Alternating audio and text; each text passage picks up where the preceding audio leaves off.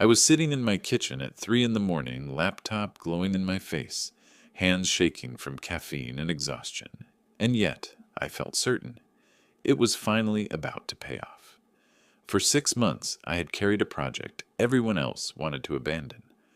I stayed on calls when the rest of the team slept. I solved problems that weren't even in my job description.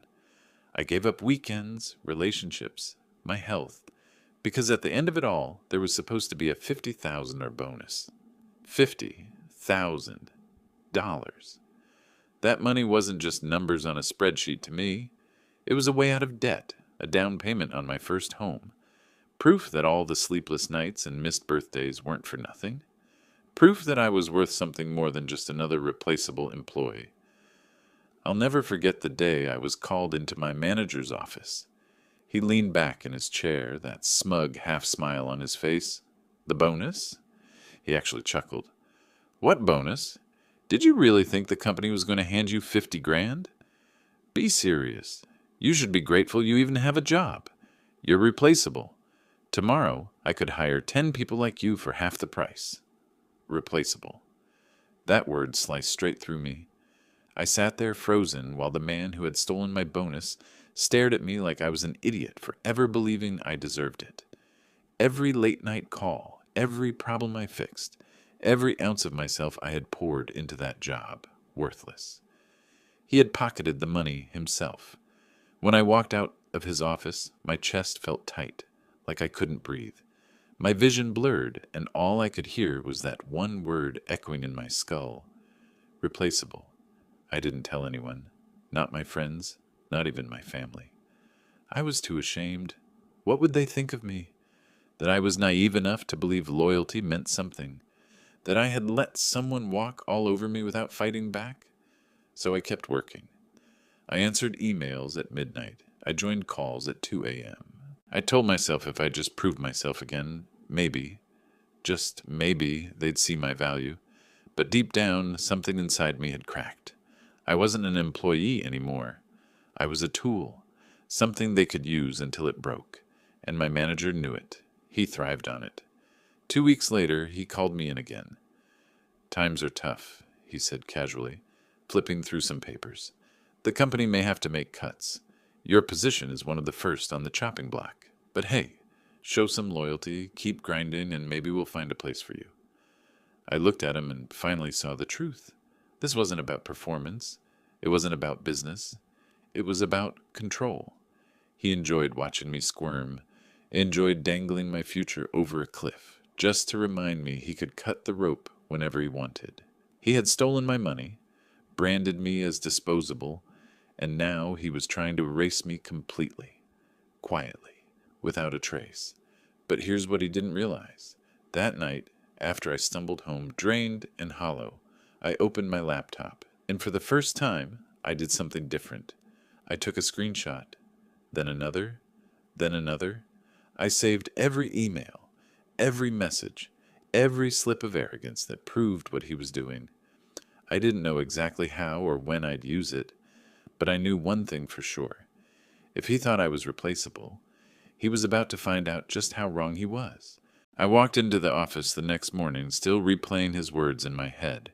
Replaceable. Like I was some disposable part he could toss aside the second he felt like it. But I couldn't stay silent anymore. I waited until lunch, then marched straight into his office. His door was half open, as if he wanted everyone to see who dared disturb him. About the bonus, I started, trying to keep my voice steady. That money was written into my contract. It was earned. You can't just... He didn't even let me finish. He leaned back in his chair, folded his arms, and smirked. I can do whatever I want, he said. That bonus? Already taken care of. Allocated. You should be thanking me for keeping you employed. Do you know how many people would kill for your position? You think you're special? You're not. You're just another cog in the machine. The arrogance in his tone made my blood boil.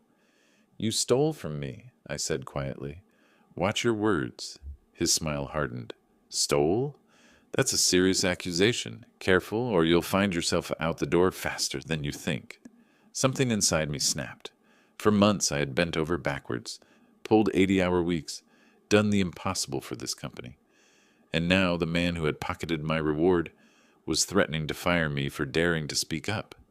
But instead of exploding, I did something else. I memorized every word, every smug expression, every condescending tone. Because deep down, I knew someday I'd use this.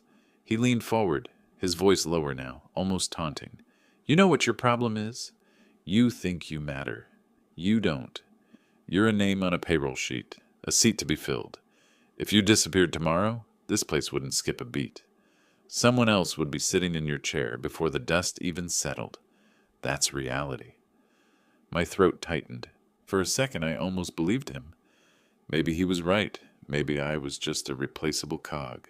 Maybe I had been fooling myself thinking loyalty and hard work would count for something. And he could see it. He could see the doubt flashing across my face. That's when he smiled, a thin, cruel smile, and said the line that would haunt me for weeks. You're not irreplaceable. You're a warm body with a login. That's it. So either you play along, or I'll find someone else who will. I walked out of his office on shaking legs. My coworkers glanced up from their desks as I passed, but no one said a word. They all knew better than to cross him. The silence in that room was deafening. I sat down at my desk, staring blankly at my monitor, my hands hovering over the keyboard. My inbox was overflowing with new tasks. Half of them weren't even mine. They were his, shoved onto my plate so he could leave early and take credit later. I wanted to scream. I wanted to quit. But instead, I did the only thing I could. I opened a new folder on my desktop, hidden deep inside system files where no one would look. And I named it one word: insurance. Every cruel email, every time he reassigned his work to me, every manipulation, every theft, every threat, I started collecting them all. Because if he was right, if I truly was replaceable, then I had nothing left to lose, and that made me dangerous. The weeks that followed felt less like a job and more like a slow execution. Every morning started with a new list of urgent tasks, half of which weren't even mine. Reports he didn't feel like doing, presentations he was supposed to prepare, emails he couldn't be bothered to answer. They all landed in my inbox with a curt note: handle this. I worked through lunch, skipped dinner, and dragged myself home past midnight, only to collapse into bed for a few hours before it all started again. My phone buzzed constantly, even on weekends. It didn't matter if it was Sunday morning or 2 o'clock at night. There was always something critical that only I could fix.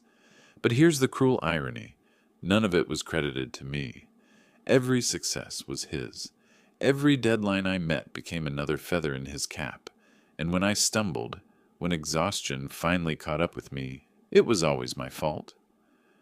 Missed the typo in slide 12, he'd sneer during team meetings, conveniently ignoring the fact that I had built the entire 50-slide deck from scratch overnight. You need to be faster, he'd say after I delivered a full market analysis in less than 24 hours. Other people wouldn't take this long. I began to feel like a ghost inside the office. My coworkers avoided eye contact.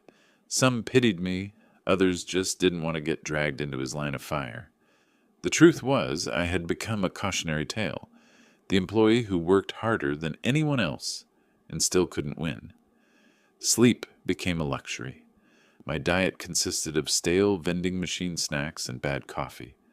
My chest tightened with anxiety every time my phone lit up, even when it was just a spam call. And yet, I couldn't stop, because deep down, a voice whispered that maybe if I just endured long enough, maybe if I proved myself one more time, things would finally turn around. But the reality was clear. He wasn't testing me. He was breaking me. One night, after working a 16-hour day, I found myself staring at my reflection in the office bathroom mirror. My skin looked pale, my eyes bloodshot, the beginnings of dark circles etched under them like bruises. I barely recognized myself. And then the door opened, and 2 of my coworkers walked in mid-conversation. They didn't notice me at first. God, he's killing him, one whispered. I don't know how he hasn't quit yet. He won't, the other replied. That's the point. The boss knows he'll just take it. That's why he keeps piling it on. It's like entertainment for him. My stomach dropped. Entertainment. That's what my suffering had become. A show for him to enjoy. They noticed me then, fell silent, and quickly left. But their words echoed in my head all night. That was the moment I realized the truth. He wasn't trying to manage me. He was trying to erase me. Quietly, slowly, until one day I just collapsed under the weight and disappeared without anyone asking questions. And that's when fear began to fade. In its place, something colder started to grow. Resolve. Because if he was going to keep pushing me to the edge, then I was going to make sure that when I finally fell, I'd drag him down with me. So I kept working. I kept grinding. But now, every email he sent me, every late-night message, every smug instruction, I saved it all.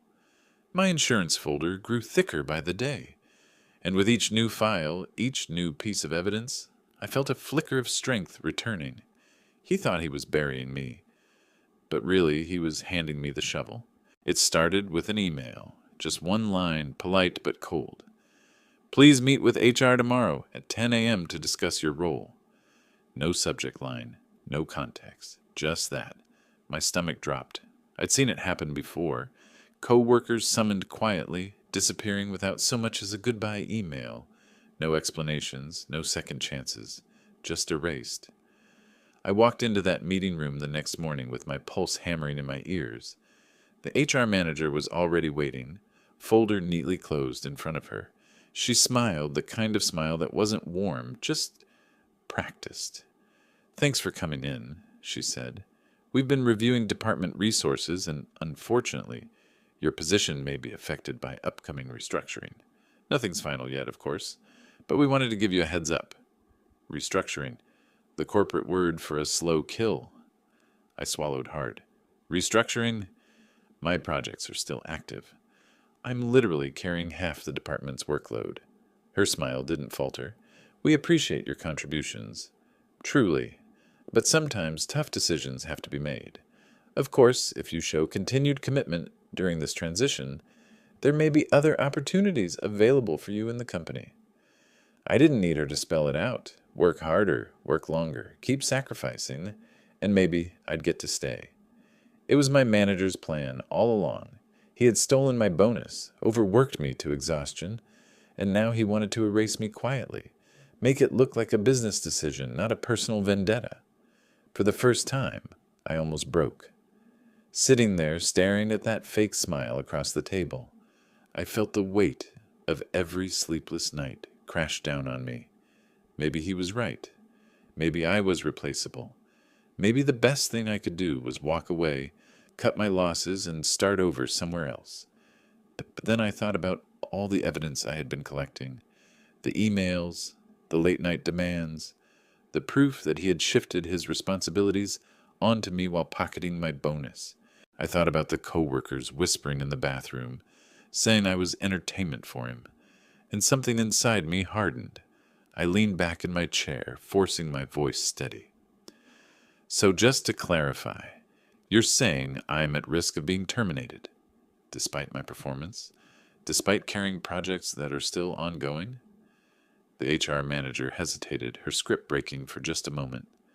I wouldn't put it that way, but yes, your role is under review. That was all I needed. I nodded, stood up, and shook her hand like it was any other meeting. But as I walked out of that room, I wasn't crushed anymore. I was angry, focused. If they wanted to erase me quietly, they were going to fail, because I wasn't leaving empty-handed. That night, I stayed late in the office, long after everyone else had gone home. I sat at my desk in the glow of the monitor, combing through every document, every calendar invite, every chain of emails where my manager had shifted blame or stolen credit. My hidden folder grew heavier, my archive thicker. I even pulled server backups, things most employees didn't even know how to access. By 2 a.m., I leaned back in my chair, exhausted but strangely alive. My manager thought he was winning. He thought I was too broken to fight back, but now I had a plan. This wasn't just survival anymore. This was preparation, because the next time they tried to come for me, I wasn't going to defend myself. I was going to burn everything down around him. Once you start paying attention, patterns appear everywhere. It wasn't just me.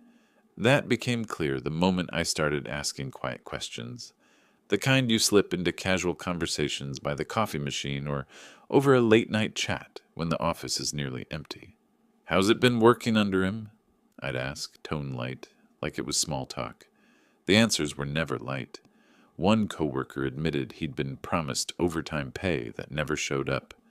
Another whispered that she'd been blocked from a promotion because the timing wasn't right, only to watch my manager hand that same title to his drinking buddy. Someone else confessed that he regularly had to cover mistakes the boss made in client meetings, cleaning up the mess afterward, while the manager took credit for holding the room together. Piece by piece, the puzzle formed. I wasn't the first target. I wasn't the only victim. I was just the one he thought would stay silent. And maybe I would have, if not for the folder. My insurance. Every document, every email, every shift of blame. It was no longer just a personal safety net. It was ammunition. I started saving more aggressively. Meeting recordings, call logs. I even kept track of the times he delegated work to me that clearly belonged to him, labeling the files with dates and deadlines. It felt obsessive, but it was necessary. He had power, position, authority. All I had were the receipts, and the more I collected, the more confident I became. Then something unexpected happened. People started coming to me. Quietly, discreetly, but deliberately. A coworker slid a flash drive into my hand one morning, whispering, "Don't ask questions."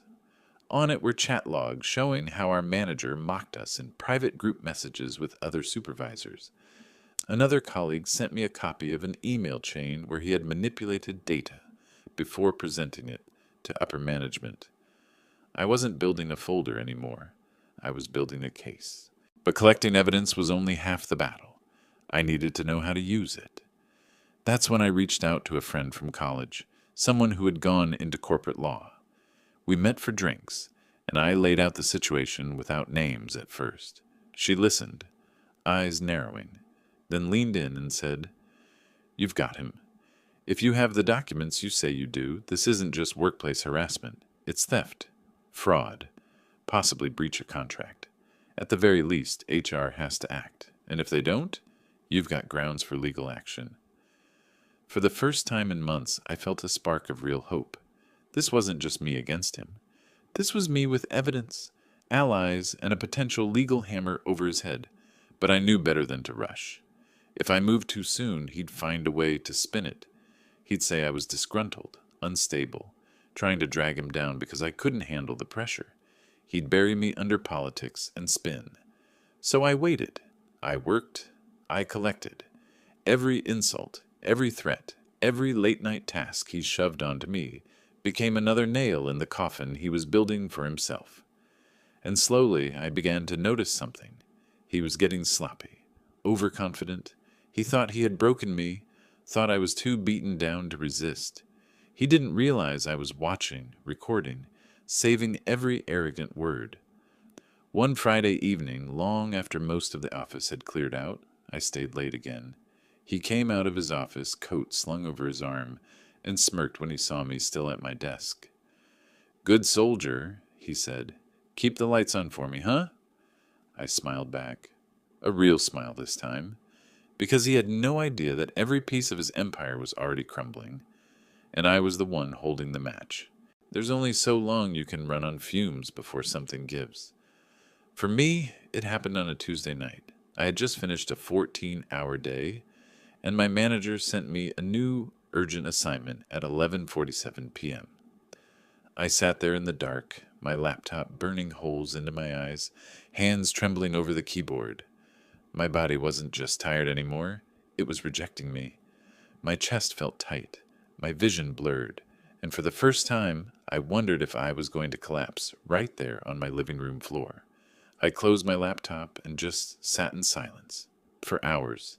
No TV, no phone, Just me, the hum of the fridge, and the crushing weight of defeat. That night, I genuinely thought about quitting, walking into his office the next morning, throwing my badge on his desk, and telling him he was right. I was replaceable, that I wasn't strong enough to keep fighting. The thought tasted like ash, but fate has a way of showing up when you least expect it. The next morning, as I dragged myself into the office, one of my colleagues caught me by the elevator. She looked around to make sure no one was listening, then pressed a thin envelope into my hand. "Read this at home," she whispered, eyes darting nervously before slipping away. I slid the envelope into my bag, too numb to process it. That night, I tore it open. Inside were printed copies of emails, threads between my manager and an executive. My manager had been bragging about how he'd reallocated bonuses, how he had found ways to maximize his own compensation while keeping the team in line. He even used my name as an example. He thinks he's getting a bonus. I'll reassign it and tell him he should be grateful to still have a job. Kid doesn't even realize how replaceable he is. I stared at those words until the letters blurred. My lungs felt like they had stopped working. It wasn't just theft. It wasn't just harassment. It was proof. Cold, undeniable proof that everything I'd suffered wasn't paranoia. It was calculated, planned. He had stolen from me, mocked me, and laughed about it behind my back. And in that moment, something inside me shifted. The exhaustion didn't vanish, but it transformed. The doubt that had nearly broken me hardened into something else. Resolve. He thought I was beaten. He thought I was too broken to fight. But now I had the smoking gun. I wasn't just collecting scraps of evidence anymore. I had his own words, his own arrogance, his own confession in black and white. I leaned back in my chair and felt a strange calm wash over me. For months I had been playing defense, trying to survive his onslaught. But now the game was changing. I wasn't just going to defend myself. I was going to end him. The next morning, I walked into the office with my head high. For the first time in months, I didn't feel like prey. I felt like a predator. My insurance folder wasn't just insurance anymore. It was a weapon. And soon he was going to learn exactly how sharp it was. The trap didn't spring all at once. It started quietly. I knew if I walked into HR with nothing but emotion, he'd win. He'd spin it, call me bitter, unstable, a problem employee trying to blame my failures on him. But I wasn't bringing emotion anymore. I was bringing facts. I organized everything into folders. Timestamps, emails, late-night assignments, proof of him offloading his work onto me, and above all, the damning email where he bragged about stealing my bonus. I even had voice recordings from meetings where he admitted to reallocating rewards and called me expendable. The evidence didn't just show a pattern, it painted a full picture of fraud, harassment, and theft. I scheduled a meeting, not with HR this time, but directly with a senior director I trusted, someone my manager didn't control. When I walked into her office, she looked surprised. I had never gone above the chain of command before. "What's this about?" she asked. I placed the flash drive on her desk. My voice didn't shake. "It's about misconduct, fraud, theft, and I have proof." She narrowed her eyes, skeptical at first, but after the first few documents loaded onto her screen, the skepticism vanished. Her mouth tightened. She clicked through file after file, her expression shifting from disbelief to anger to something colder. Resolve. "Leave this with me," she said at last, "and don't say a word to anyone." For the first time in months, I walked back to my desk without feeling like the walls were closing in. The shift was subtle, but I could sense it. Whispers, strange looks, a current running through the office. Something was happening. 3 days later, the hammer fell. It started with HR calling him into a meeting, then another. By the end of the week, he wasn't strutting around the office anymore. His door stayed closed, blinds drawn. The man who had once loved parading his authority suddenly looked cornered, but I wasn't done. Because HR wasn't my only card. With my lawyer friend's help, I had filed a formal legal complaint, breach of contract, unlawful withholding of wages, and retaliation. The case wasn't just about me anymore.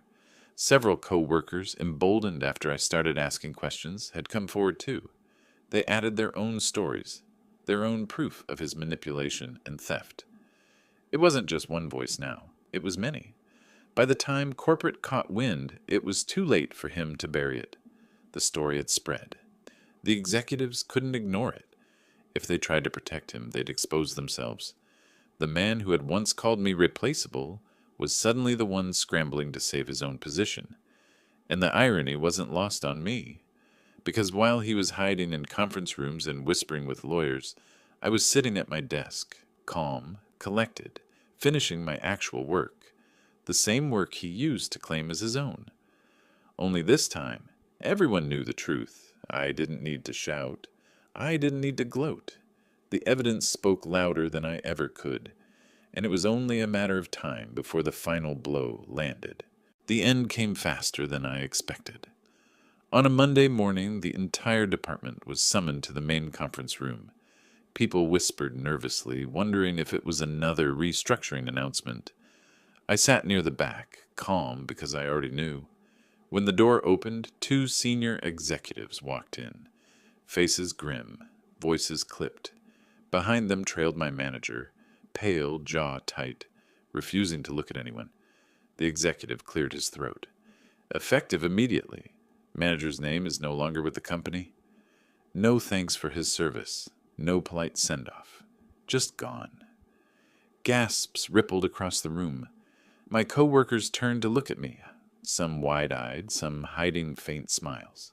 We all knew what this was, but the executives weren't finished. In light of recent findings, the company has initiated an internal review of compensation practices and leadership accountability. We want to assure you that steps are being taken to ensure integrity moving forward. That was the corporate way of saying, we know what he did. We can't say it publicly, but we know. My manager stood there for a moment, frozen. Then, without a word, he grabbed his box of hastily packed belongings and stormed out. For the first time since I'd met him, he didn't look powerful. He looked small. And that was it. The man who had called me replaceable, stolen my bonus, and tried to bury me quietly, erased in a single sentence. But karma wasn't finished with him. Over the next few weeks, word spread through industry circles. He hadn't just lost his job. He'd lost his reputation. Companies don't hire managers accused of fraud and retaliation. Recruiters stopped calling. His name, once wielded like a weapon, had become a warning. Meanwhile, my life began to change. The company didn't just settle with me quietly. They offered compensation for the stolen bonus, back pay, and even additional damages. It wasn't just about the money, though. It was about validation, proof that I had been right to fight. And then came the best part, opportunity. Other departments, even other companies, started reaching out. People had heard what happened. They knew I wasn't just another cog in the machine. I was someone who stood up, someone who survived. I accepted an offer at a new firm, better pay, better culture, a team that actually respected the work I did. On my first day, my new manager looked me in the eye and said, "We're lucky to have you." And for the first time in a long time, I believed it. One evening, months later, I walked past my old office building.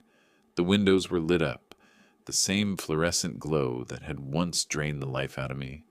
For a moment, I thought about everything I'd endured inside those walls, the exhaustion, the humiliation, the despair. Then I smiled, because I wasn't broken. I wasn't erased. He had called me replaceable, but in the end, it wasn't me who got replaced. It was him.